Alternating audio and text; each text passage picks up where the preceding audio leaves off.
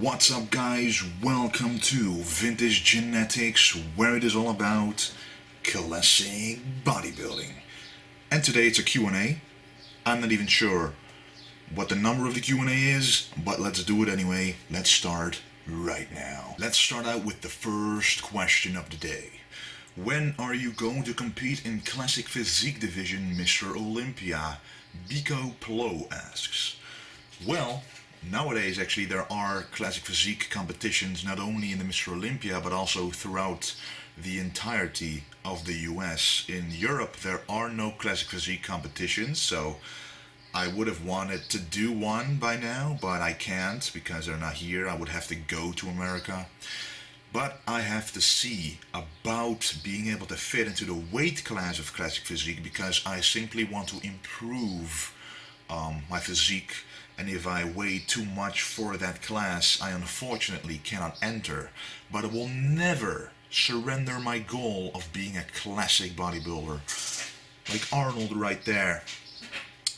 I don't think he could even compete in the Classic Physique division right now, and his physique is my goal. So yes, I hope I can in the future, but for now I'm just gonna focus on my physique to get the best possible classic look that I can achieve. Question number 2 by Bobby Stromer.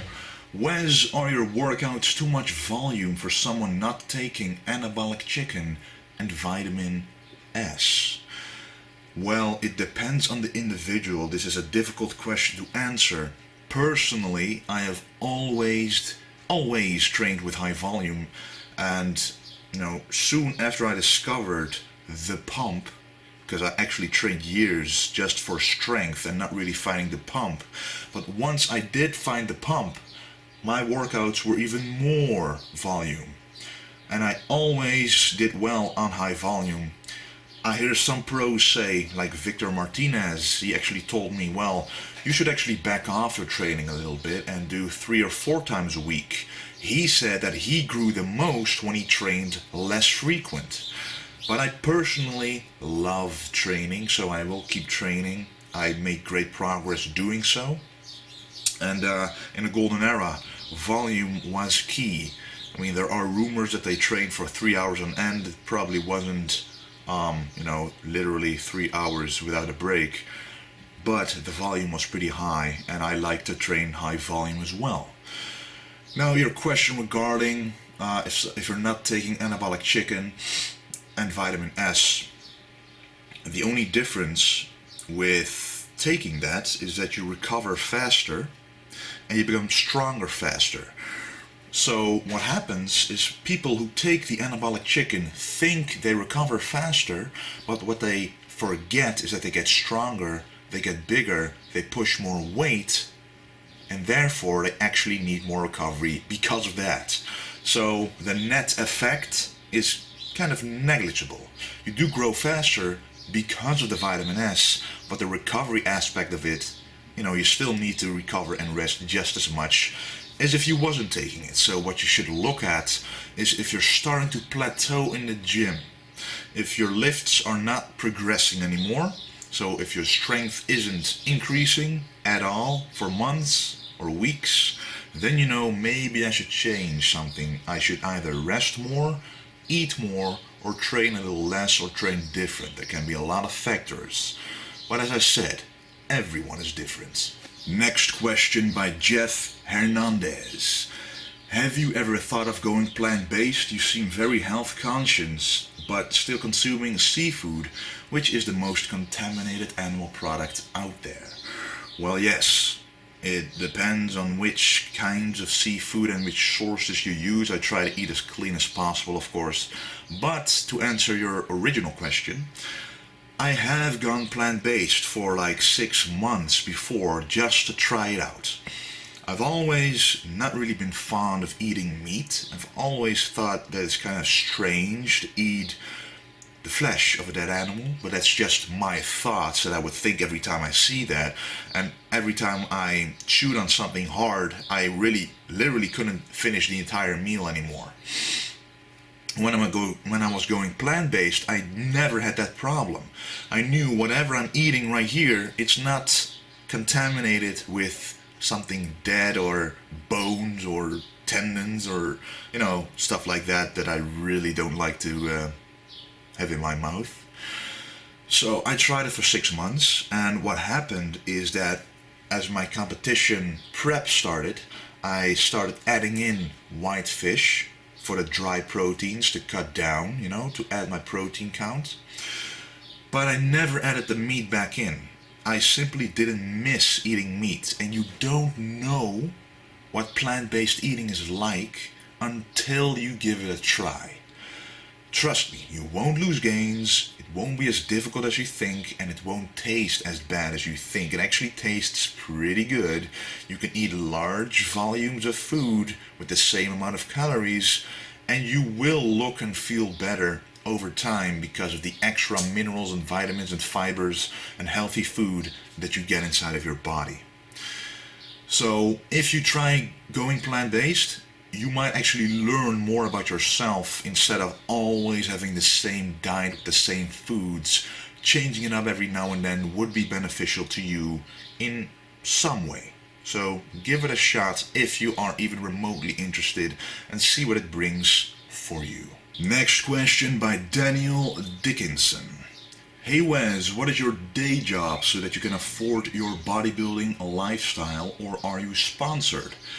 Well, I am sponsored. I get my supplements for free, and that's, I use quite a lot of supplements.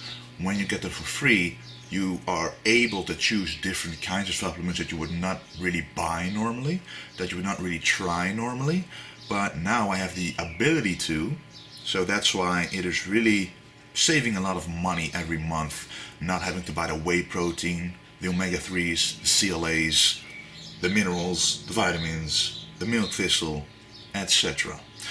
So yes, I'm sponsored in that way, and next to my YouTube channel, which I earn a little bit of money off now, it's become less, as you guys know, I do personalized workout and nutrition plans. Do you hear those birds? I do workout and nutrition plans, and I make quite a lot of them, so it's quite a lot of income from that as well. And then next to that I have my clothing line on vintagegenetics.com, which also goes quite well, and I am striving to make it go even better for all 3 venues that I'm doing right now. And I really want to make bodybuilding my lifestyle, to really live off of it, which I'm doing right now already. I'm eating quite a lot, so it costs quite a lot, but I'm happy that I can easily afford it with the lifestyle I'm living right now. It did cost me 10 years to get here, but finally I'm here, and it's getting more and more fun. And at the same time, I'm also studying nutrition and dietetics, which I also will use connected to my bodybuilding popularity, my name out there, to reach people and actually acknowledge to them that I have the knowledge about nutrition because I actually studied for it. But that's a whole other plan that still needs to be rolled out. But yeah, that's basically what I'm doing right now. Next question by FCJ Fitness. What are your top picks for supplements as whey protein, creatine and BCAAs? Many companies bring out new supplements, but many people are unsure of the benefits and if they are a waste of money. In general, for the general gym goer, the whey protein, as you say, the creatine, usually during cutting phase, the BCAAs, a multivitamin, minerals, some omega-3, CLA, stuff like that, the basics, that's what every gym goer could take and actually get benefits from it if used properly. But next to that you have all the fat burners, the detoxers, the pre-workouts, which do have benefits, but it's mentally more, and a lot of other single minerals like zinc and vitamins like vitamin E and stuff. They all do have their own function, but a lot of people don't know when or why to use them. So yes, there is a lot of supplements that come out nowadays that are not really doing anything for you, unless you're a competitive bodybuilder who really wants to get the edge, even if it's a half of a percent. If it changes that, a lot of little things together do make a difference. So for a competitive bodybuilder, I would say a lot more supplements would be useful, like fat burners doing cutting for a competition, stuff like that. But for the regular person, those basics that I mentioned would be good enough. Next question by Max K. Wesley, can you explain why you gain fat faster when the glycemic index is higher? I thought that it was all about calories in, calories out, no matter what. Okay, glycemic index only goes for carbohydrates of meals, goes for meals that consist mostly of that carbohydrate. So if you have a meal with a lot of fat in it, vegetables, fibers, protein, and then the carbohydrates, the glycemic index becomes negligible because it doesn't matter, it absorbs slower because of the rest of the food slowing it down. But when most of the meal is that form of carbohydrates, which it often is for me, eating basmati rice, a little bit of vegetables and some fish, then the glycemic index does matter. For a general person it doesn't really matter that much, but for me, wanting to make the most out of my diet, I do want to take a look at these different food types. So what happens when the glycemic index is high? That means that the carbohydrates will be absorbed faster into your bloodstream, causing an insulin spike that is higher. When insulin is high, it will basically put all those carbohydrates into cells that need them, mostly muscle cells, in the form of glycogen. But once all the cells are saturated with those carbohydrates and there's still a portion left, the only way for that portion to be absorbed is in the fat cells, stored as energy for the body. In survival mode, that will be very beneficial because you still have the energy left. You won't just get rid of it, you won't excrete it any other way, you will actually save it. But when you're a bodybuilder, you don't want this extra fat. You only want to use the carbohydrates for energy. So when a food has a lower glycemic index, it will go slower into the bloodstream, be absorbed at a slower rate into the muscle cells, allowing less energy to be left from that initial carbohydrate source to be stored in the fat. So because it goes slower, you're still expending energy, which means it keeps going in to the muscle cell because it goes full, you're doing stuff, goes empty, it goes like, it's not really a linear thing, it's really a very dynamic process. But to make it easy, when you walk, your legs burn some glycogen, some energy, and if a slow glycemic index carbohydrate is still being absorbed, that can go right into the cells that are burning that energy. But if it goes really fast, it already is in there before you actually have the ability to burn the energy, and it goes into your fat cells. And that is just a very easy explanation of how it works, leaving out all of the details that actually do matter for people who study it, but to make it easy, I said it like that. I hope it helps a little bit. Next question by Daniel Grime. First of all, it was great to see you and speak to you at the UK Body Power Expo. You truly are massive, especially for your age. Well, thank you, Daniel. My question is, you can only absorb about 35 grams of protein in each meal. Why do you and most people eat more than this in each meal then? Is it just a waste? Well, a lot of people, they think that if you eat too much protein, that it won't get absorbed. I'm telling you right now that all the protein you ingest will get absorbed through the intestines into your bloodstream. I'm going to make a separate video about this because this is a large topic of debate, but I'm actually learning how this really works in my minor sports nutrition, which is based off of the latest studies. So if you eat a meal of 100% protein, 100 grams of protein, it will get absorbed at a very slow rate. So even 6 hours later, you might still be absorbing something from the meal before. For example, whey protein actually absorbs at a maximum rate of 10 grams an hour. So if you take 40 grams of whey protein, or whey protein worth of 40 grams of protein, it would take 4 hours for it to be fully absorbed. So it's a myth that there's a certain number of protein that you can absorb each meal, but it does slow down.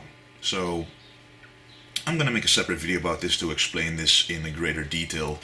But in general, it is not a waste to eat that amount of protein, because people with a higher muscle mass, it is theorized that they need a higher amount of the trigger leucine and other amino acids to actually trigger muscle growth.